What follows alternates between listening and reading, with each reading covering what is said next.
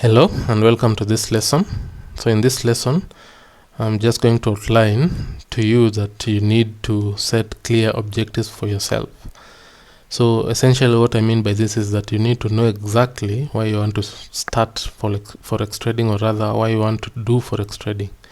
So you need to evaluate what are your main objectives in even trying to do forex trading, and this will set you actually apart and will give you a focused mindset actually at the end of the day.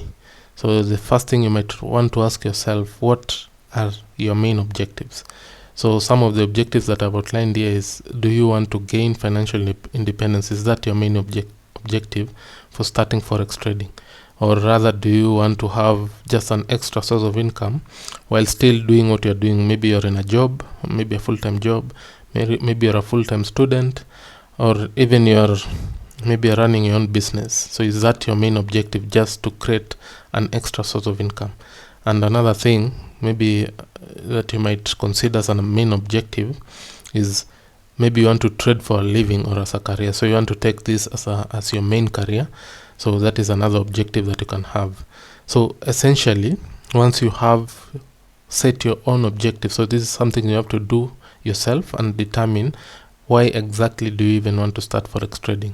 So once you're able to do that, so essentially, are you able now, once you have your main objective, to endure whatever you need to do to achieve your objectives? So if your answer is yes, then it means you need to proceed now to now say, then I'm willing to start forex trading. Otherwise, if you're not willing to endure anything that comes ahead of you, in terms of, you need to learn this skill. First of all, you need to do a lot of practice. You need to take time actually to understand how these markets work. So otherwise, if you're not ready for that, then you might actually reconsider that maybe trading is not for you.